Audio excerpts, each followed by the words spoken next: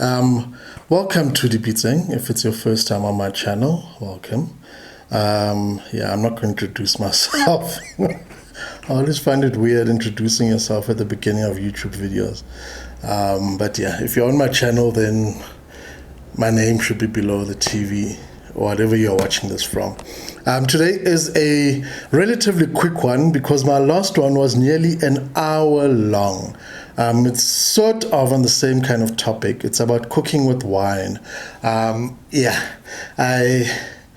been seeing people cooking with wine on social media recently, and the first thing I think is like, damn it, how are you wasting wine during a pandemic in a country where alcohol is banned? But if they were smart, like other people who had ordered cases and cases of wine before the lockdown and they got it delivered whilst alcohol was still allowed, I'm very, very jealous of you, because I went and stocked up, but not that much, on wine, thinking that I'd have another chance to restock again.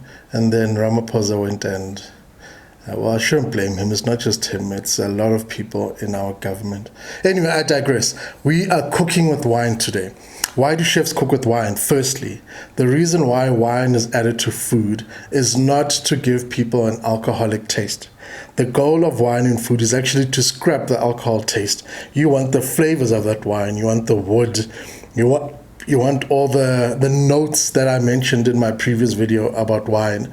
So if something tastes like berries, those are the flavors you want in the food there. If something tastes very rich and has full body, that is what you want in the food. A myth, though, is that people think when you've cooked something, you've cooked the alcohol out. No, it takes about 7 to 8 hours to cook alcohol fully out of something. So there is no stew that you're going to cook that long. There's nothing that you're really going to cook that long unless you're making a stock. Stock would probably be the only thing that I would say, okay, the wine has been cooked out of there. And I'm not just picking out of my armpit. This thing has been tested by scientists. You reduce the amount of alcohol, though, when you cook on a very high heat.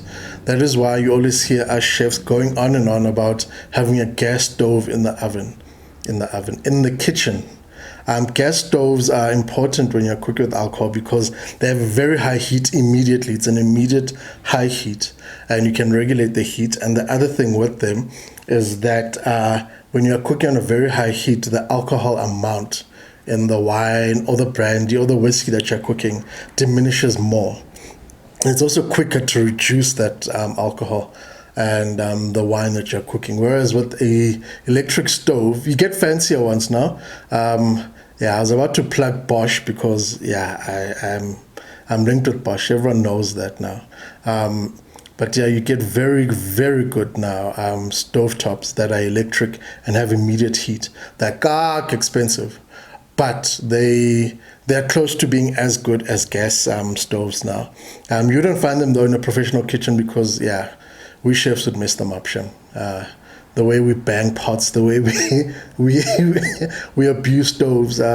You wouldn't want those fancy glass top stoves in a chef environment.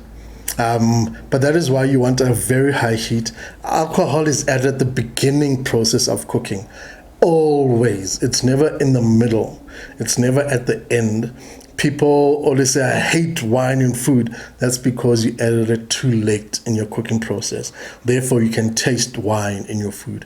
The reason you add red wine into rich red meat sauces is because you want that hearty, woody, and dark color to it.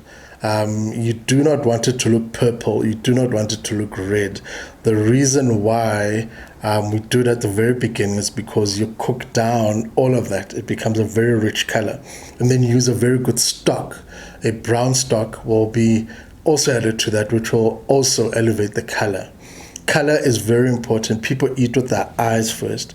If someone was to put a plate in front of you and you see a purple stew, you're not going to be impressed. You're not going to want that. The only kind of stews that you would see that are purple like that would be coq au vin. Coq au vin is a chicken stew, French style. the chicken is marinated in red wine, so you can't get away from it looking purple in the end. And you only ever cook with wine that you would drink. I think, I'm not sure, you can correct me in the comments. Julia Child once said, I love cooking with wine and sometimes I add it to my food. That's literally me as well. If there's wine in my hand, then I'm like, okay, let me add it here. But cooking with wine, you only add wine that you would willingly drink. You do not cook with wine that you find horrible and that you're about to throw out, and therefore you think, okay, let me just cook with it. No, that horrible taste literally converts to the food as well. So cook with wine that you would willingly drink. Another thing is we're doing a red wine sauce today, but when it comes to white wines, you can actually add them a bit later. So you don't always have to add white wine at the beginning process. You can add it somewhere in the middle when you're adding your cream or your other liquid to it. That's okay with white wine, not red wine. The reason why with white wine it works is because white wine is not as fully bodied as red wine is. White wine is a bit more forgiving and tends to be a bit sweeter. It depends on the one that you use. I prefer using Chardonnay for my white wine sauces, because I like that lemony kind of taste to them. But you try use dry and off-dry wines for cooking. So for red, it would be your Cabernet Sauvignon. You can, to some extent, go with Shiraz as well, or go with the blend. The one I'm using today is a Cabernet Sauvignon and Shiraz blend. The reason why I'm saying you can't go with the Shiraz is because Shiraz, some of them tend to be a bit sweeter. They're not a dessert wine. Yeah, no, don't even use dessert wine for cooking unless you are making something crazy like cranberry sauce. Then you can say, okay, yeah, let me add a dessert wine. But always something off-dry. Cabernet Sauvignon is your best friend. We always recommend it as chefs because of that, because of the wood. Cabernet Sauvignon has that berry, that dark flavor that it has. That's the reason why we always say cook with it as well. And yeah, what else is there about wine? There's a lot. I could go on and on. If you're interested in sauces, then yeah, we could go on and on for years about just sauces alone on this channel. There are nearly 300 types of sauces. Yeah, and we had to learn a bulk of them at chef school. All the derivatives. Go back in my videos to the au jus video where I explain sauces and why it is actually a very complicated process. Making sauces is not as simple as you think, but it's simple in terms of the ingredients that you use. What we are doing today is a red wine sauce. I'm looking at them now, that's why I keep looking there. I've got my stock, I've got my red wine, I've got flour, butter, salt and pepper. That is all you need. No soup powder, please. We are not using that. We are not using powder stock. We are not using anything processed, because the longer you cook a sauce down, the stronger those flavors get. So if you're using a stock cube, you are going to get a salty sauce at the end of the day. And remember also with wine, if you're using a very bad wine, it reduces in flavor. So all those flavors that you're reducing are eventually going to come out in your sauce in the end. So use a good wine. And yeah, I could go on and on. Let me stop talking. This is how you make a red wine sauce. Yeah, please guys, don't add it in the middle of making a stew, because then you're going to get a horrible stew. Don't add it at the end of making your prawn sauce or your white lemon sauce or white wine sauce and whatnot.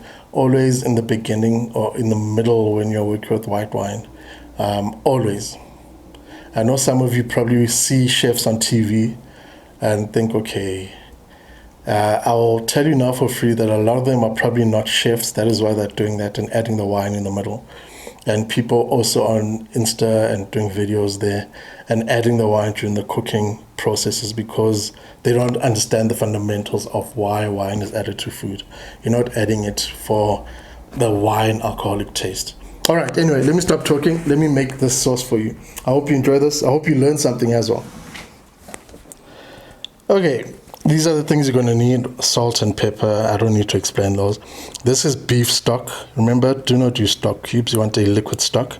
Unsalted butter. Flour. And there's our wine. We've got a spatula as my finger blurs everything, and a whisk. Let me run through them again. You see that? Our stock, salt and pepper, butter, flour, our wine, a spatula and a whisk. That is literally it. Let's make the sauce. We're going to add about a cup of red wine. Yeah, that's about a chef's cup. Add a little bit more. Okay. And then on a very high heat, the highest heat you can find, let that simmer until it is syrupy.